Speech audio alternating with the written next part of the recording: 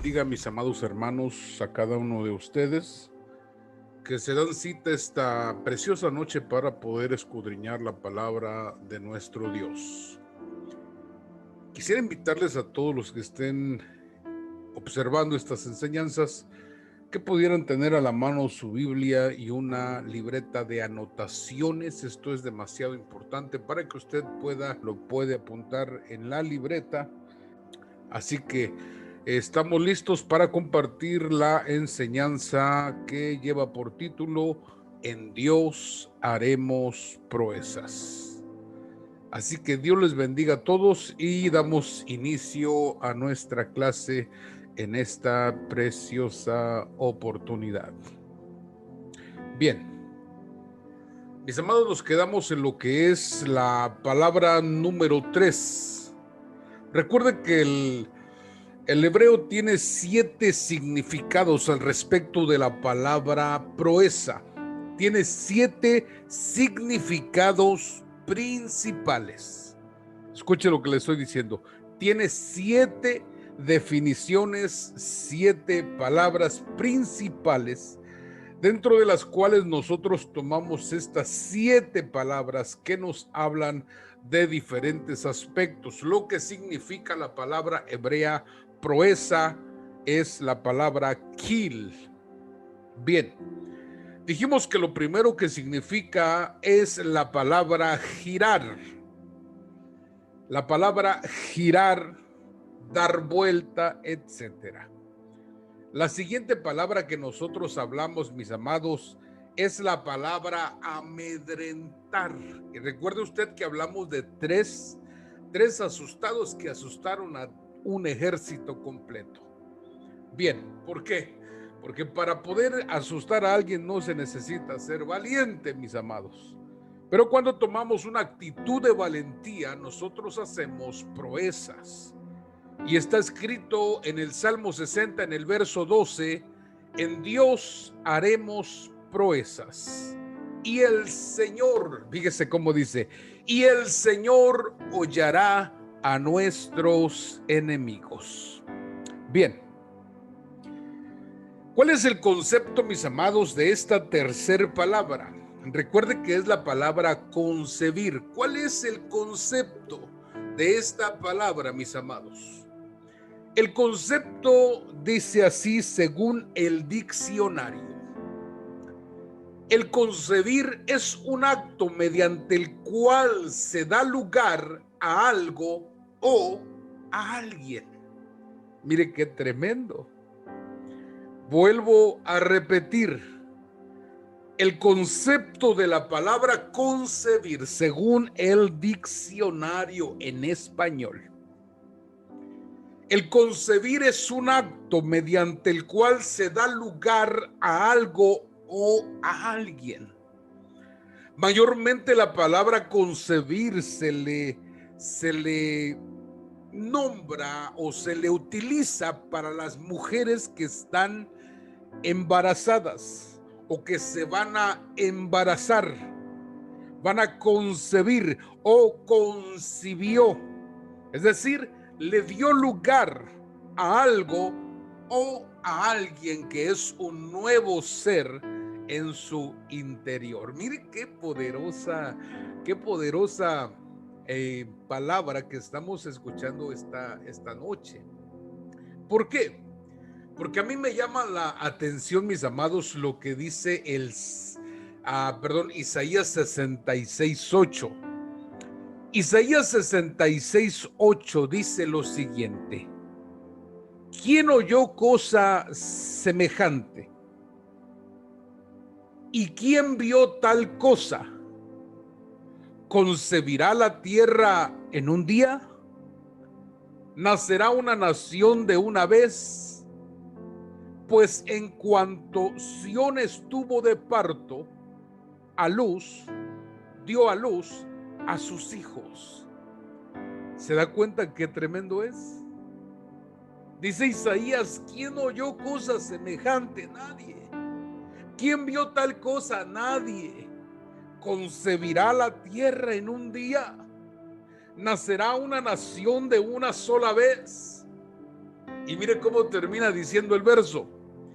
Pues en cuanto Sión estuvo de parto, dio a luz a sus hijos. Qué tremendo es el Señor, mis amados. Cuando el Señor está presente, cosas diferentes acontecen en nuestras vidas. Por eso el Dios que nosotros tenemos, mis amados, es un Dios de proezas. Déjeme repetirlo, el Dios que nosotros tenemos es un Dios de proezas. Por eso también dice, nosotros haremos proezas en el Señor. ¿Se da cuenta? Fíjese que Israel nació en un día. ¿Por qué? Porque ellos fueron esparcidos, hermano. Amigo que me escucha, Israel fue esparcido por todas las naciones de la tierra. Pero cuando ellos comenzaron a regresar, según lo establecido por los profetas, porque ellos tendrían que volver otra vez. Y según lo establecido por los profetas, ellos volvieron. Y cuando ellos volvieron, mis estimados, entonces se les reconoció como nación, se les reconoció como país, y dijo: esta nación, este país les pertenece a ustedes. Recuerde que cuando ellos regresaron se encontraba ocupado su lugar, y hasta el día de hoy todavía siguen ocupaciones en ese lugar. Pero lo que Dios dijo se cumplió. ¿Concebirá la tierra en un día? Claro que sí. Cuando Dios está, mis amados, en medio del asunto, todo es posible. Alguien diga gloria a Dios esta noche. Bien, fíjese qué maravilloso es el Señor. Déjeme mostrarle otro pasaje al respecto de este asunto. Lucas capítulo 2 y verso 12 dice así: esto os servirá de señal, y hallaréis al niño envuelto en pañales, acostado en un pesebre. Fíjese que los ángeles, mis amados, en el Evangelio de Lucas, los ángeles se le aparecieron a los pastores. Los pastores que se encontraban por allí, mis amados, cuidando de las ovejas, ellos recibieron una visitación extraordinaria. En esa visita extraordinaria que ellos recibieron, fíjese que se les dice que el Salvador del mundo había nacido. Y comienzan a decir, hermano, los ángeles diferentes cosas. Los ángeles comienzan a decir diferentes cosas. Y dice Lucas, dice que la señal de que ese es el Salvador del mundo es que estaría envuelto en pañales y acostado en un pesebre. Yo le pregunto esta noche, ¿dónde es que se coloca a un bebé recién nacido? Pastor Carlos, Dios te bendiga, hijo. Buenas noches, bendiciones, gracias. Dios te bendiga, hijo. ¿Dónde? Yo te pregunto esta noche, mira, te vamos a agarrar calientito. Sí, amén. Bien, dice el Evangelio de Lucas, capítulo 2 y verso 12, que la señal de que es el Salvador del mundo es que cuando estos llegaran a Belén, hallarían a un niño envuelto, acostado en un pesebre. La señal era que estaría acostado en un pesebre. Yo le pregunto, ¿dónde es que se colocan a los niños? Pues es en la cuna, en una cama. Exactamente. A los niños se les coloca en la cuna, a los niños se les coloca en la cama, a los niños se les tiene en los brazos, si no hay lugar. Pero ¿por qué en un pesebre?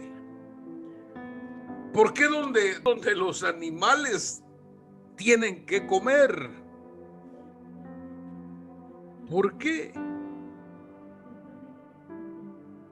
Usted sabe la tradición, lo que cuenta que no se halló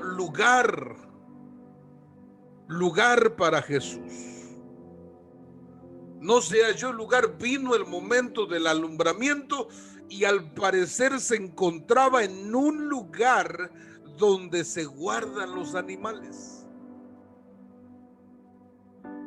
La escritura no menciona, pero lo que menciona es el pesebre, y el pesebre es donde come el ganado. Mire, José lo agarró de cuna. Y eso quiere decir que ellos se encontraban, mis amados, en un lugar donde se guardan animales. Fíjense qué contradicción. ¿Por qué digo esto? Porque el dueño del mundo, ¿quién es el dueño del mundo? Jesús, hermano. Dice que todo fue hecho por Él y para Él. El dueño del mundo se encontraba durmiendo en un pesebre. ¡Qué tremendo! ¿Por qué? Porque quizás no se halló lugar. Porque quizás no había la economía para rentar un lugar. Pero mire dónde fue a parar. En un lugar donde se guardan animales. Bien. Fíjese cómo es el Señor. El Evangelio de Juan capítulo 8 y el verso 37 dice algo interesante. Jesús dijo: sé que sois descendientes de Abraham, pero procuráis matarme, porque mi palabra no haya cabida en vosotros. Entonces dijimos algo interesante. Dijimos que la palabra concebir significa dar lugar a alguien o a algo. ¿Puedes, Carlos, repetirme lo que acabo de mencionar? ¿Qué significa la palabra concebir? Dar lugar a algo o a alguien. Correcto. Dar lugar a algo o a alguien. Quiere decir que nosotros necesitamos en el 2021 concebir. ¿Y qué es lo que necesitamos? Fíjese cuál fue el reclamo de Jesús. Sé que sois descendientes de Abraham, pero procuráis matarme, porque mi palabra no haya cabida en vosotros. Quiere decir que la secta, mis amados, más apegada a la Torá, más celosa de la ley, que eran los fariseos, ellos querían matar a Jesús. Y Jesús les dice: yo sé que son descendientes, pero ustedes no hacen las obras de Abraham. Yo sé que ustedes son descendientes, pero no hacen las obras de Abraham. ¿Por qué? Porque me quieren matar. Me están persiguiendo, me quieren matar. Por lo tanto, dice la escritura, parecían hijos de Abraham, simplemente no lo eran. ¿Por qué? Porque no estaban haciendo las obras de Abraham. Entonces significa que nosotros necesitamos darle lugar a la palabra. Necesitamos darle lugar a la palabra de Dios en nuestros corazones. ¿Por qué? Porque si le damos lugar a la palabra, significa que nosotros somos ovejas del Señor, porque está escrito: mis ovejas oyen mi voz y me siguen. Vamos en la palabra concebir. Y dijimos que la palabra concebir significa que nosotros debemos darle lugar a algo o a alguien. En este caso, nosotros necesitamos darle lugar a la palabra. ¿Por qué? Porque la palabra es la única que nos puede hacer sabios. La palabra es la única que nos puede fortalecer contra el pecado. La palabra es la única que nos puede llevar a hacer proezas en Dios. Bien. Número 4. Fíjese que la palabra proeza, cuarta palabra de el hebreo, de la palabra proeza. Recuerde que estamos estudiando la palabra proeza. Cuarta palabra específica de la palabra proeza es danzar. Significa que proeza también significa danzar. Fíjese qué maravilloso. Yo no sé aquí a cuántos les guste la danza.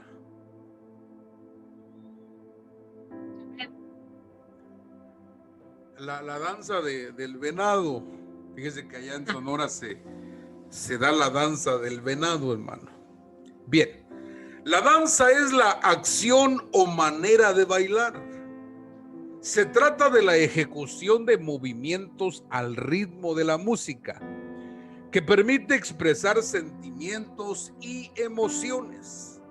Se estima que la danza fue de las primeras manifestaciones artísticas de la historia de la humanidad. Pero ahora déjenme, eso es lo que dice, hermano, la historia y los diccionarios, pero déjenme ir un poquito más allá. La danza no es otra cosa sino la expresión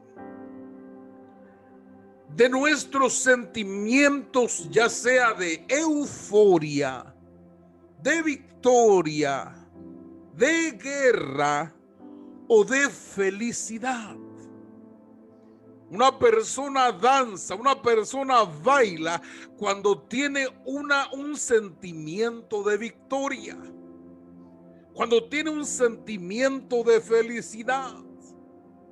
Por eso es que usted ve que cuando un hombre se gana la lotería, pega una danzada. ¿Sí o no? Sí. Ahora, ¿usted cree que Dios danza? Bien.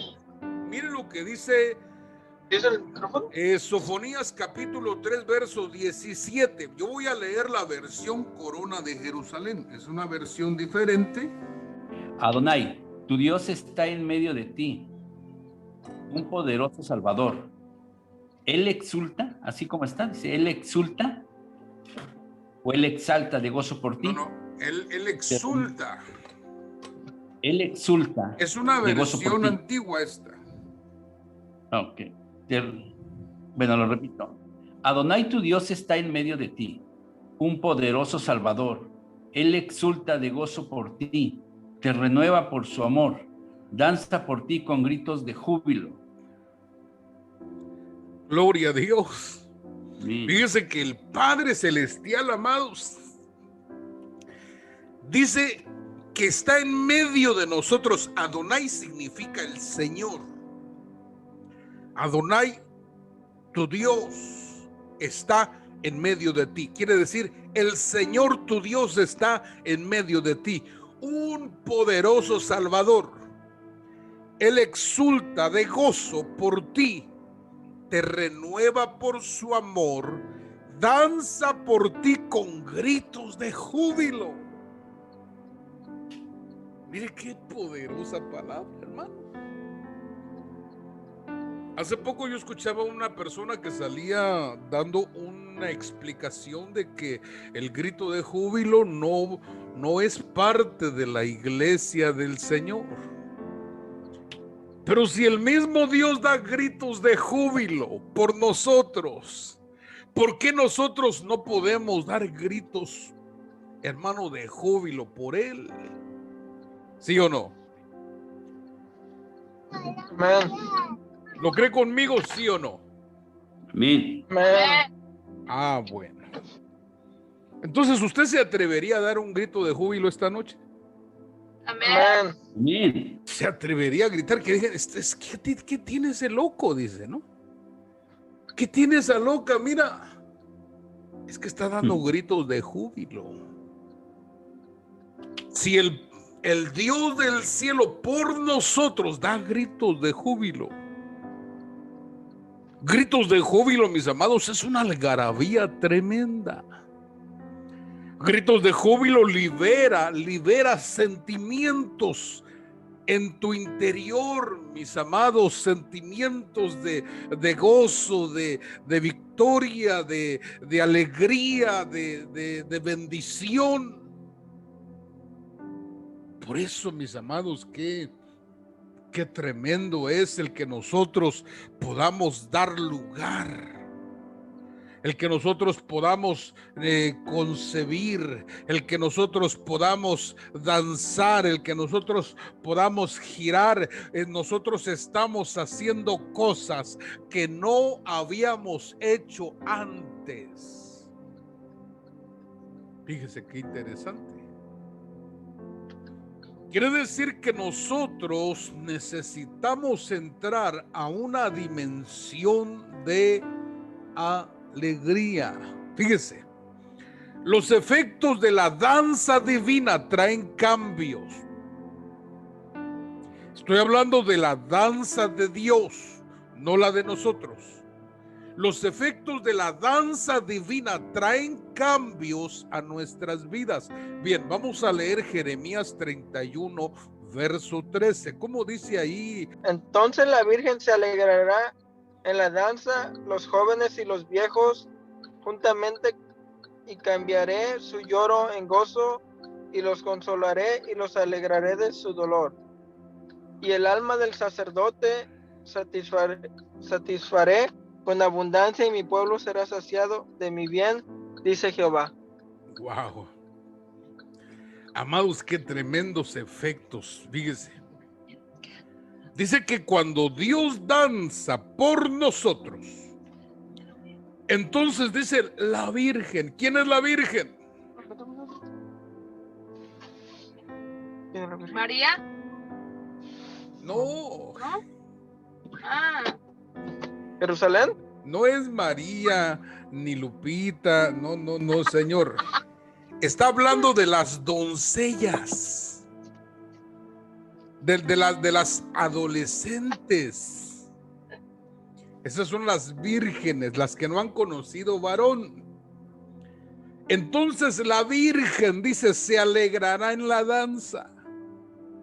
No solamente la Virgen, sino los jóvenes y los viejos. Y cambiaré su lloro y consolaré y los alegraré de su dolor. Quiere decir que viene una liberación. Vamos a ser liberados del dolor, de la vergüenza, del hermano, del rencor, vamos a ser liberados, donde todo mundo se va a gozar, porque el lloro se va a convertir en consolación y el dolor se va a convertir en alegría. ¿Cuántos dicen amén? Y aún el sacerdote, fíjese, el sacerdote dice, el alma del sacerdote satisfaré con abundancia, y mi pueblo será saciado de mi bien, dice Jehová el Señor. Wow. Porque, mis amados, déjenme decirles esta noche que cuán importante es que un sacerdote que ministra al pueblo tenga abundancia del Señor en su alma. Porque de lo contrario, hermano, usted va a encontrar mensaje de puro chicote. Mensaje donde va a haber puras pedradas, hermano. ¿Por qué? Porque el alma del sacerdote se encuentra amargada, afligida. Pero un sacerdote de Dios, va a ser ministrado también con abundancia para que el pueblo sea saciado del bien del Señor. ¿Cuántos dicen amén esta noche? ¿Se da cuenta? Amén. Entonces, si vamos a hacer proezas nosotros, número uno, vamos a hacer cambios. Si vamos a hacer proezas, mis amados, número dos, ahuyentaremos a nuestros enemigos. Nuestros temores van a huir. ¿Por qué? Porque los vamos a amedrentar. Número tres, vamos a concebir, vamos a darle lugar a la palabra, lugar a la enseñanza, vamos a darle lugar al Señor en nuestro corazón. Número cuatro, vamos a recibir los efectos de la danza divina. Acuérdese de este versículo, Sofonías capítulo 3, verso 17.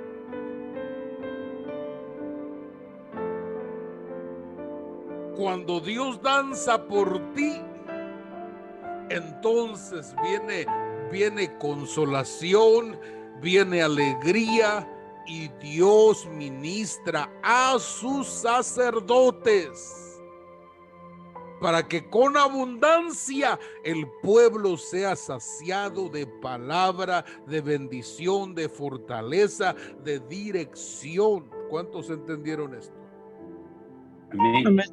Número 5, la palabra dar. Proeza significa dar también. Isaías 58:10. Correcto. Y si dieres tu pan al hambriento y saciares al alma afligida, en las tinieblas nacerá tu luz y tu oscuridad será como el mediodía. Jehová te pastoreará siempre y en las sequías saciará tu alma y dará vigor a tus huesos y serás como huerto de riego y como manantial de aguas cuyas aguas nunca faltan. Me llama la atención, mis amados, porque si algo necesitamos es aprender a dar. Aprender a dar. Dice que si diéremos pan al hambriento, fíjese cuánta necesidad hay, mis amados. Una de las cosas por las cuales nosotros debemos orar cada que probamos alimento es darle gracias a Dios, pero debemos orar por los que no lo tienen. Y esto se refiere a las viudas, a los extranjeros, a los que están en la prisión, porque podemos hablar prisiones de los Estados Unidos, es diferente, pero prisiones, mis amados, en México, prisiones en Centroamérica, allí se pasa hambre, allí las cosas cuestan, hermano. He tenido la oportunidad de estar muchas veces en prisión, no como prisionero, pero sí como predicador.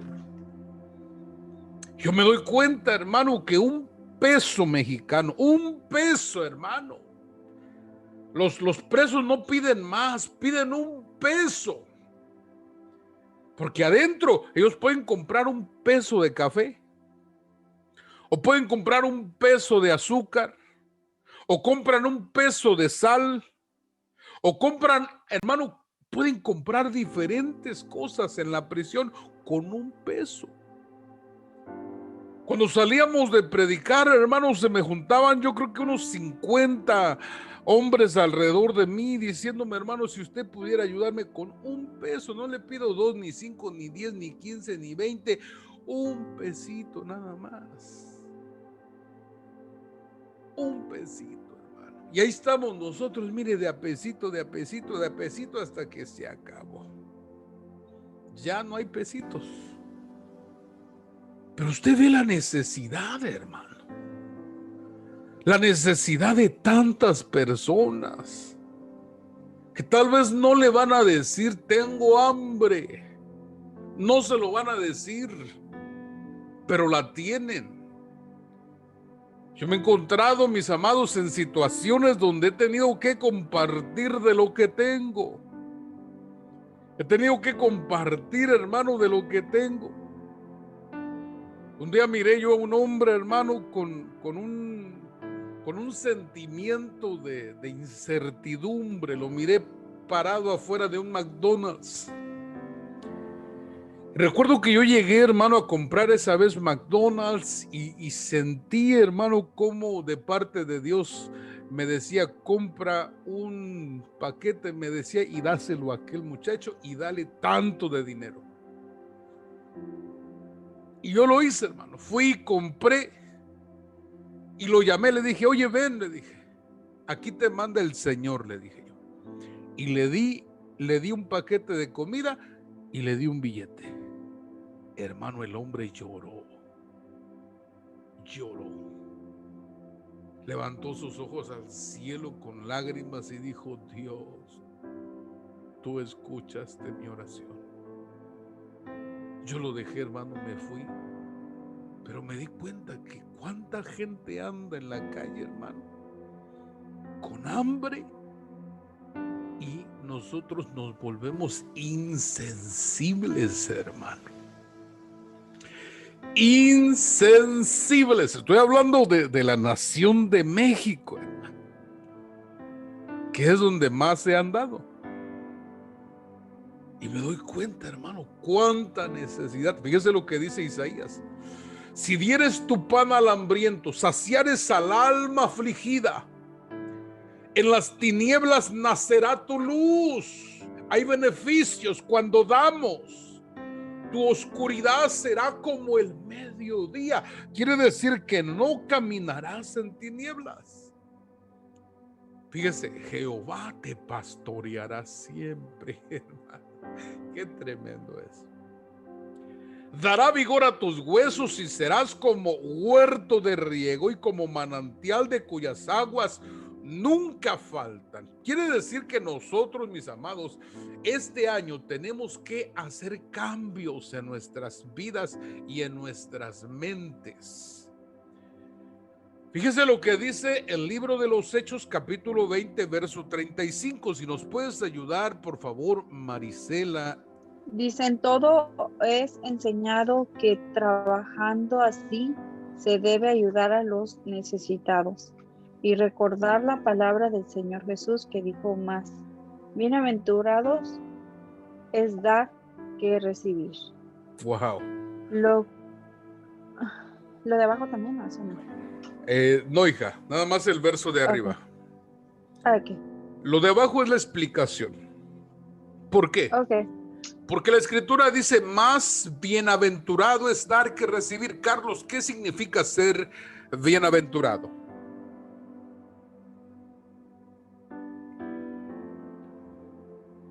Pastor Carlos, ¿qué significa ser bienaventurado? Amén. Pues se está refiriendo a tener una bendición abundante de parte del Señor. Específicamente significa ser feliz 2 veces. Ajá, o tener doble bendición, ¿no? He escuchado que hasta donde tengo entendido es doble bendición, ¿no? O sea, significa ser feliz 2 veces. Entonces dice la escritura, más bienaventurado es dar que recibir. ¿Por qué? Porque el que recibe se encuentra en aflicción de necesidad. Pero el que da se encuentra en posición de hacer algo o dar a los demás. El que da no significa que esté en la posición de abundancia, pero sí se encuentra en la posición de dar o de hacer algo por los demás. Por eso es que, mis amados, nosotros necesitamos entender que si nosotros hacemos algo por alguien, nosotros vamos a recibir beneficios de lo que hacemos. ¿Por qué? Porque está escrito que el que le da al pobre, a el Señor le presta. El que se acuerda del pobre en el día de la aflicción, el Señor se acordará de ellos. Mire, nosotros tenemos un pastor que todos los sábados, hermano, todos los sábados, nosotros estuvimos en su casa y decía él, yo no sé cómo le hago porque a mí siempre me falta dinero. Pero no sé cómo le hago, pero siempre que llega el día sábado, yo ya tengo el dinero para comprar y hacer 100 tortas y salir a la calle y entregarlo a los que lo necesitan. Fíjese qué interesante es. Y eso lo hace todos los sábados, hermano. Todos los sábados. Mi esposa y yo decidimos apoyar, hermanos, a este ministerio y estar aportando cantidad también, hermanos, para que puedan ellos también comprar, para que cada sábado se esté dando no solamente el pan, sino también la palabra espiritual. ¿Sí? Y la Escritura dice que es más bendición dar que recibir. ¿Por qué? Porque el que da está en posición de hacer algo por los demás. Y la Escritura dice que el que da y reparte, Dios le dará más para que siga repartiendo. Entonces fíjese qué tremendo es el poder acordarnos de los que más necesitan. Bien, número 6. Número 6 es la palabra engendrar. Y aquí aparece Hebreos capítulo 1, verso 5. Si nos ayudas por ahí,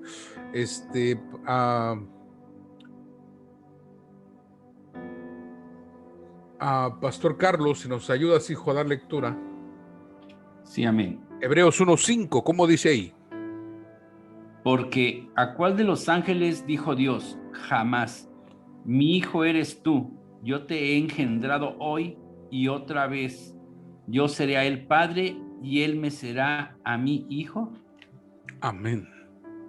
Fíjese qué tremendo es. Año 2021 es un año para nosotros engendrar. Diga conmigo engendrar. Engendrar. Bien, dígalo fuerte, engendrar. Engendrar.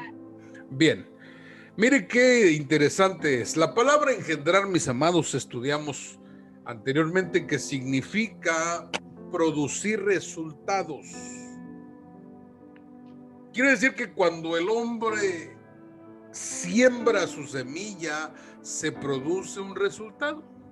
¿Por qué? Porque de esa semilla, usted sabe la historia, se une con el óvulo y comienza a formarse un nuevo ser. Quiere decir que hay un resultado. Entre estas dos uniones hay un resultado.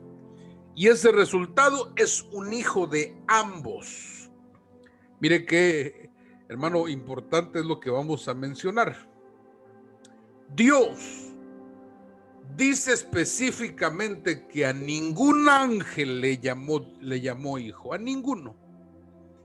Ni a Luzbel, hermano, ni a nadie le llamó hijo. No.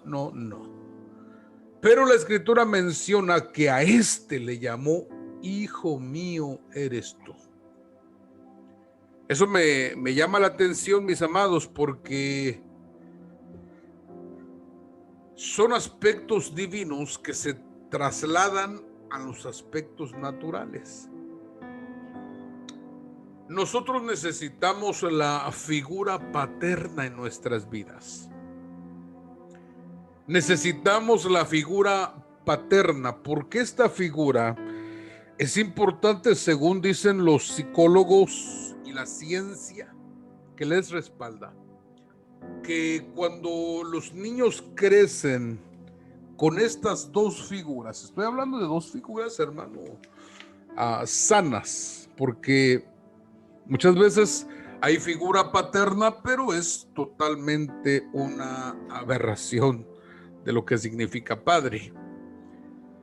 Pero cuando las dos figuras, mis amados, en aspectos normales y naturales, los hijos crecen a la par de ellos, es ahí donde se forman áreas en la vida de los hijos que les van a beneficiar en el futuro, porque se les formará un carácter. El carácter se forma según la ciencia desde la concepción hasta la edad de los 5 años de edad. Hay una formación de un carácter que le va a acompañar todo el resto de su vida.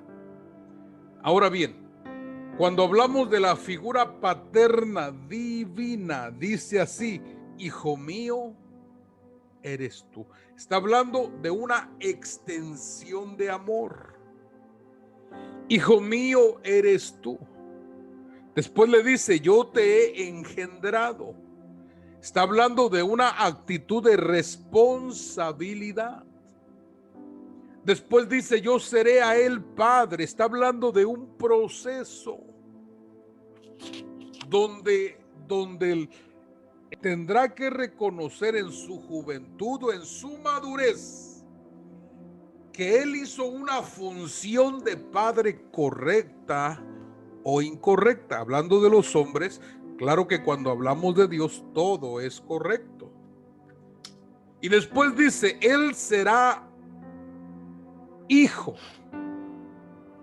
Yo seré el padre y él me será hijo.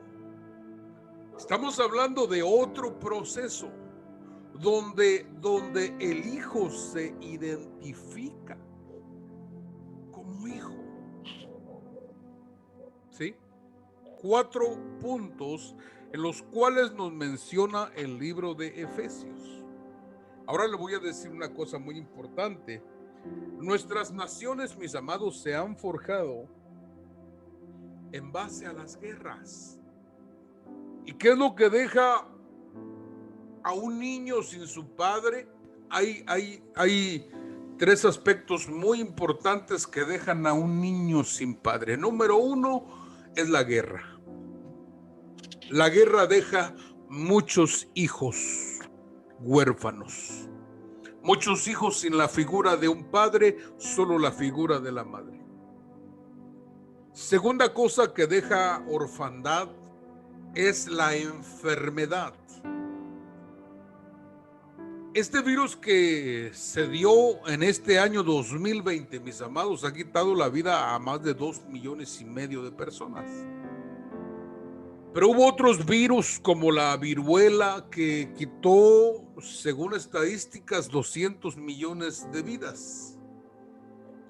Y las plagas han quitado la vida a los padres y han quedado huérfanos, sin la figura del padre, sin la figura de la madre. Número 3, tercer factor que deja orfandad es la pobreza.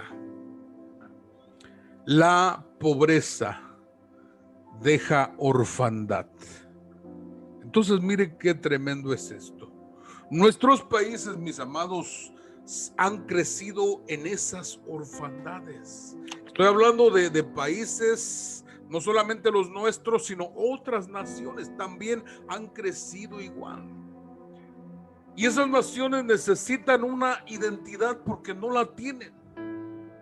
Carecen de la figura paterna, carecen de la figura materna y necesitan identificarse con alguien o con algo que supla esa necesidad. Por eso es que, mis amados, México, déjenme hablar de México porque nuestro México tiene un espíritu de orfandad. Por eso es que la deidad más grande de México, la deidad más grande de México, hablando en el sentido religioso, es una mujer. Y por eso es que ellos orgullosamente dicen que es es la María o Guadalupe es la madre de los mexicanos. Ellos dicen todos los mexicanos. Nosotros un día públicamente en la plaza principal de nuestra ciudad tuvimos que renunciar a la maternidad de María. Renunciamos a la maternidad de Guadalupe.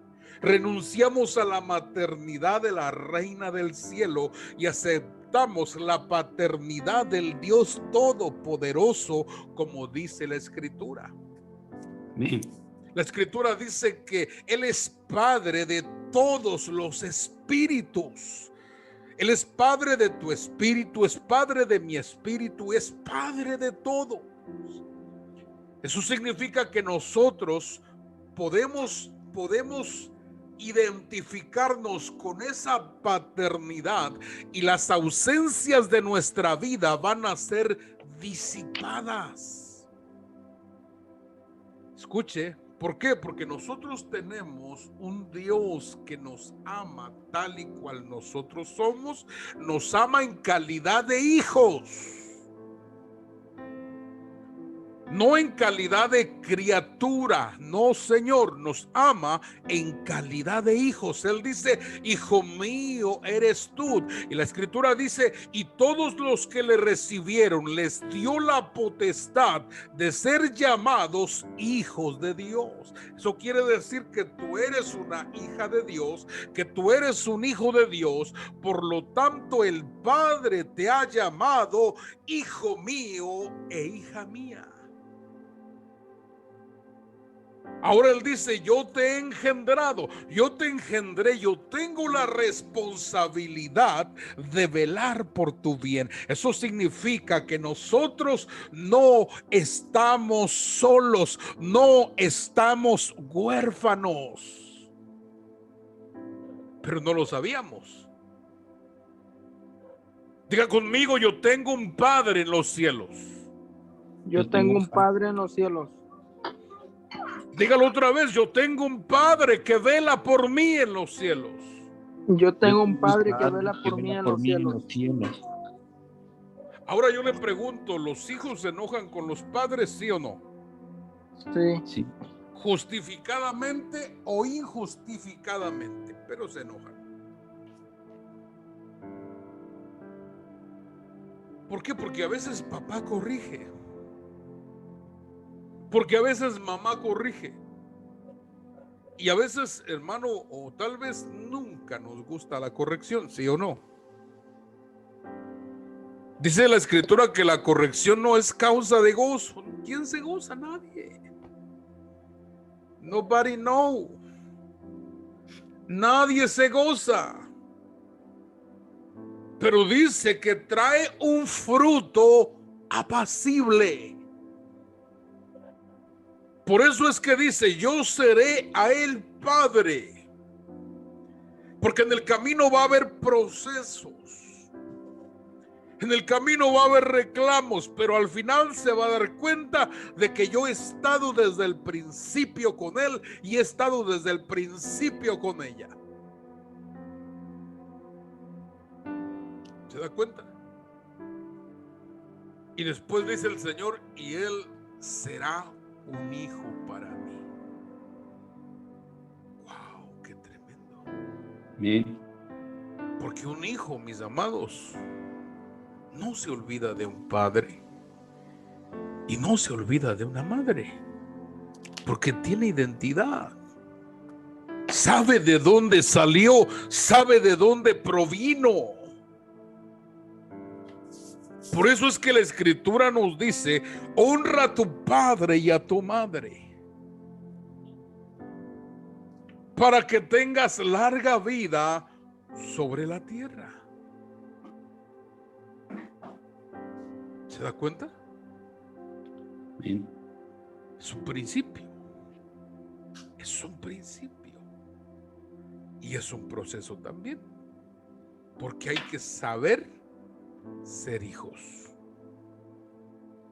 Un hijo nunca olvida a su padre. Por eso es que el hijo, cuando salió de su casa, regresó también a su casa. Él no llegó reclamando herencia, no. Él sabía que no le correspondía nada. ¿Por qué? Porque todo se lo había gastado con rameras. Todo se lo gastó en Las Vegas, hermano. Pero cuando regresó, él dijo, ponme como un jornalero. Y el padre le dijo, no, tú eres un hijo y siempre vas a ser un hijo. Así que no te voy a dejar como jornalero. Vas a tomar tu lugar. Pero él ya venía reconociendo sus faltas, reconociendo su condición y reconociendo su castigo. Hazme como uno de tus jornaleros. ¿Se da cuenta? Es un proceso. Él no necesitaba ser castigado porque ya aprendió que tiene un padre que lo ama, que vela por él y que él tiene la responsabilidad de ser un hijo para el padre. ¿Y qué es lo que hacen los padres sino dar herencia a los hijos? ¿Sí o no? Amén. Dice que los padres no acumulan para ellos, sino para los hijos. Y hay que hacerse responsable de la herencia. Por eso el padre heredó todo para su hijo. Y no solamente para él, sino para nosotros. Y nos hizo herederos y coherederos con Jesús. Diga conmigo, qué rico es tener papá. Qué rico es tener papá. A ver, dígalo conmigo, en coro y en voz alta. Qué rico es tener papá. Qué rico es tener papá. Wow. Mire, ya no somos hijos de María ni de Lupita. ¿Cuántos dicen amén? Amén. Somos hijos del Dios Todopoderoso. Bien, número 7, mis amados. Número 7 y yo termino. La palabra proeza significa formar. Bien, quiero que leamos Gálatas capítulo 4, verso 19. Si me ayudas por ahí, mi hermano Alejandro. Dice, hijitos míos, por quienes vuelvo a sufrir dolores de parto hasta que Cristo sea formado en vosotros. Mire qué interesante e importante es esto. Pablo le dice a los Gálatas, hijitos míos, por quienes vuelvo a sufrir dolores de parto hasta que Cristo sea formado en vosotros. Recuerde que los Gálatas, mis amados, se querían regresar a la ley y querían justificarse por la ley, lo cual es imposible. Pero bien, el propósito es que Cristo tiene que ser formado en nosotros. Bien, quiero decirle una cosa. El Padre, según las Escrituras, el Padre anda en busca de adoradores. ¿Sí o no? Amén. El Padre anda en busca de adoradores. ¿Por qué? Porque vamos a adorar. Porque no tiene adorador. Hermano, ¿será que Dios no tiene adoradores allá? Sí. ¿Tú qué dices, Carlos?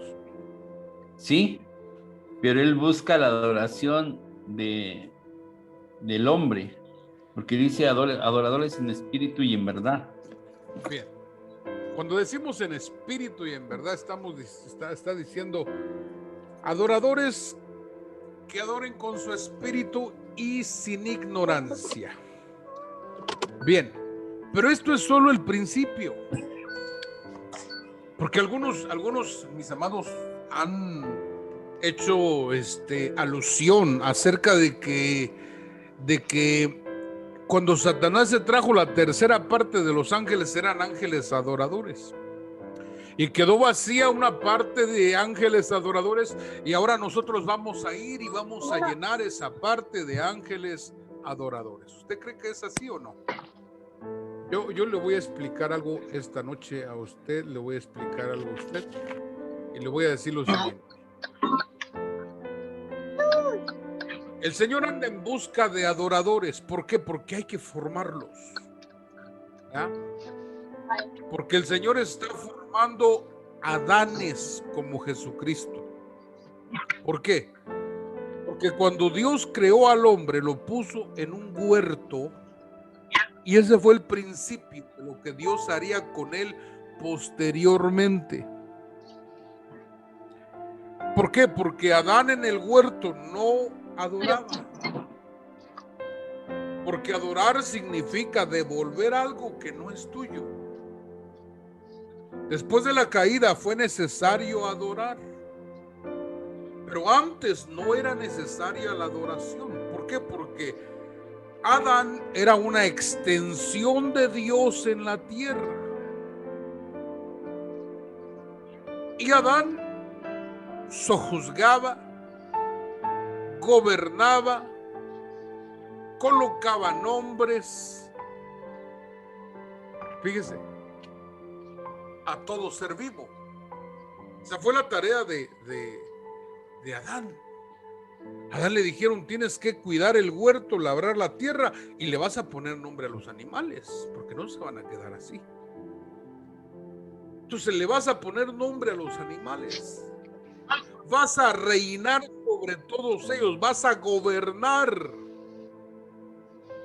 Pero usted sabe, Adán cayó y levantaron un postrer Adán, que es Jesucristo el Señor. ¿Para qué? Para gobernar el reino.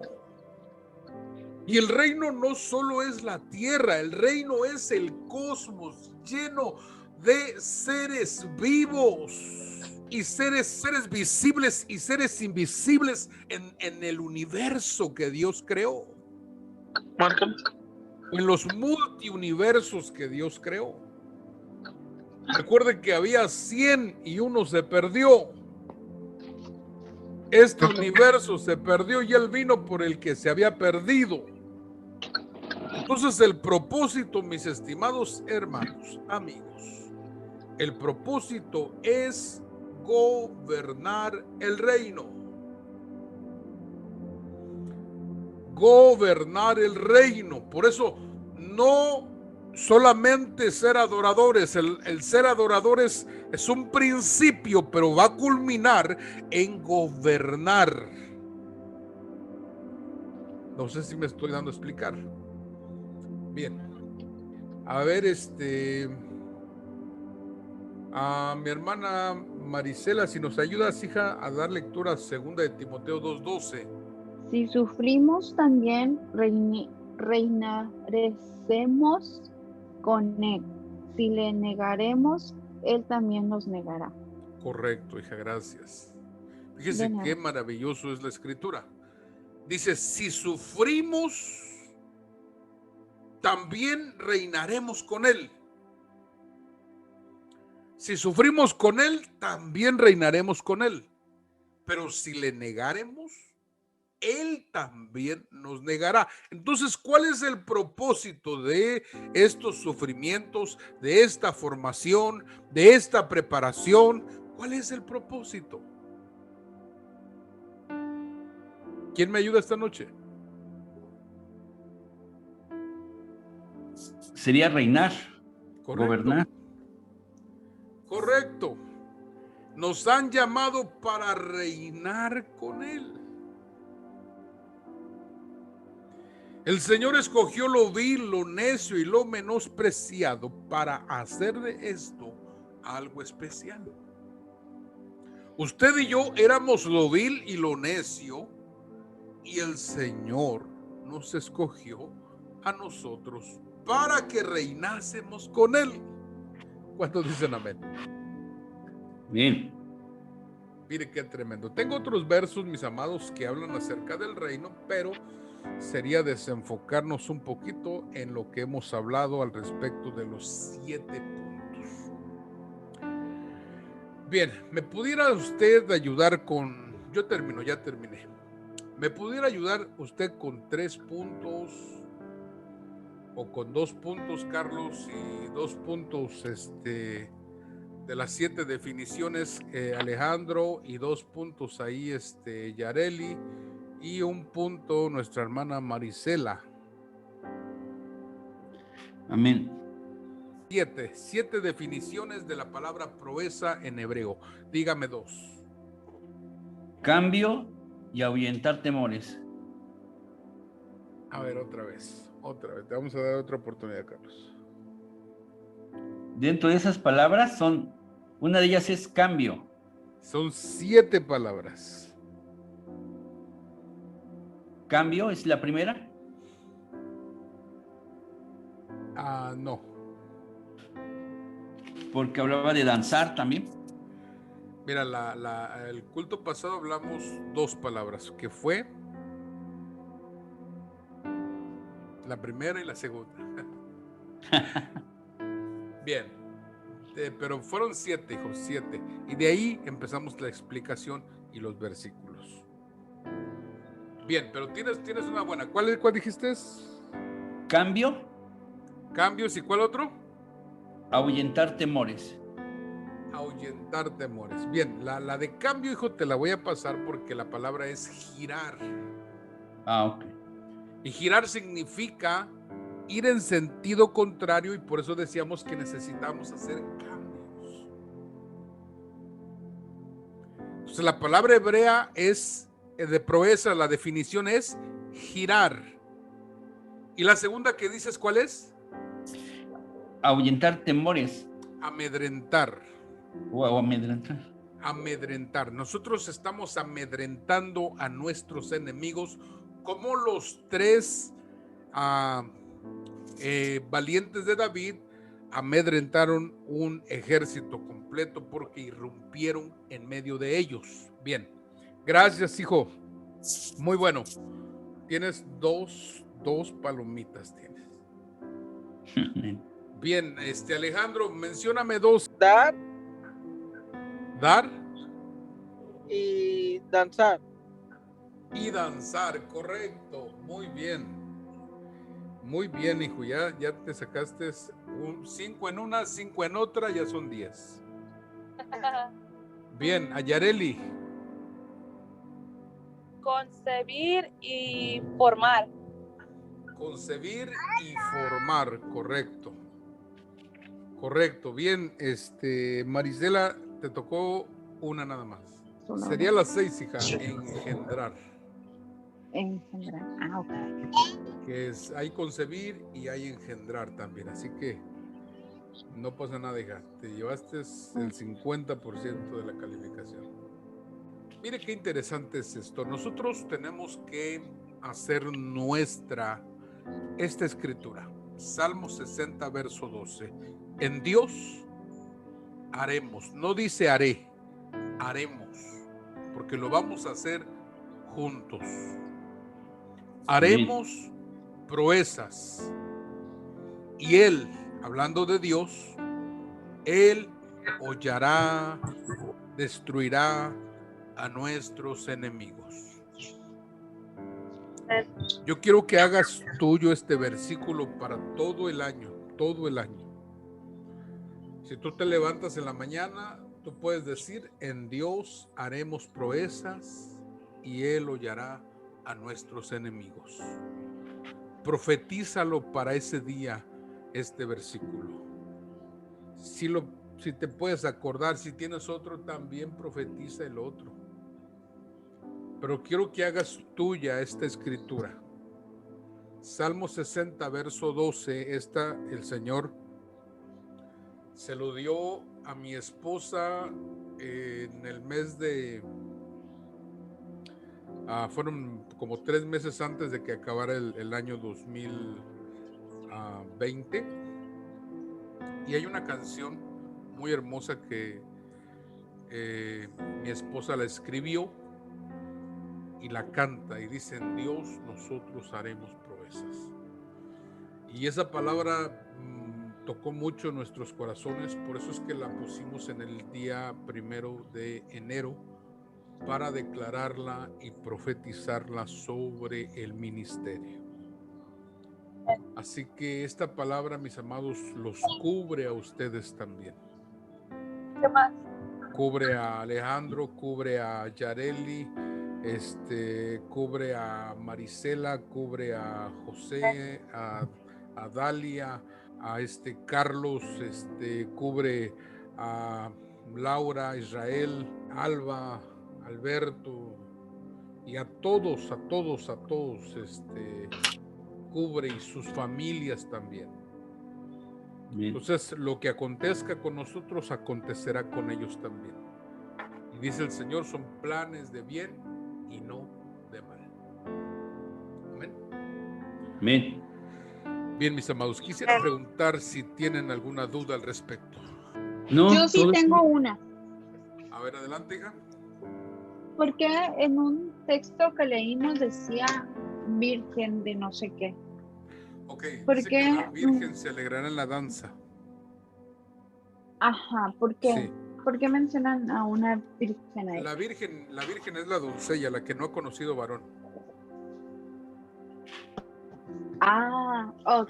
Habla prácticamente de las adolescentes. Porque ok, en Medio perfecto. Oriente, a partir de que viene la primera menstruación, ya es candidata, por decirlo así, para casarse. Oh, wow. Pero mientras ella se mantenga sin conocer a un varón, ella es una virgen. Ah, ok. Cuando la Biblia habla de la virgen, está hablando de la adolescente o de la que no ha conocido varón. Bien. Vamos a orar y les voy a pedir que se cuiden mucho, y cualquier duda voy a estar al pendiente en el teléfono. Cualquier pregunta que tengan, ahí me encuentran en el teléfono. Muy bien. Gracias, Muy bien, pastor. Bien. Gracias. Cierre sus ojitos y vamos a orar. Bendito Dios y Padre, te damos gracias esta noche por la vida de cada uno de tus hijos. Sean bendecidos, sean guardados en el hueco de tu mano, sean escondidos de sus enemigos. Señor, tu palabra dice que tú hollarás a nuestros enemigos. No nosotros, sino tú, Señor, hollarás a nuestros enemigos. Te damos gracias por la vida de Alejandro, de Yareli, Señor, guárdales.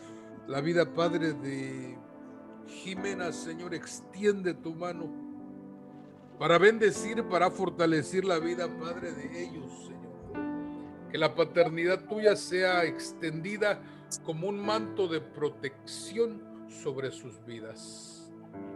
Te lo pedimos en el nombre de Jesús. Extendemos la paternidad del reino, Señor, en sus corazones, en su espíritu, en sus sentimientos, en el nombre de Jesús. Te rogamos, Señor, por la vida de Marisela, Señor. Yo te pido la guardes y que tu ángel acampe alrededor de su vida, Señor, y la defienda, Señor mío. Bendito es su entrar, su levantar, su acostar, Señor. Guárdales, dirígeles en todo momento, mi Dios. Oramos por fortaleza interna.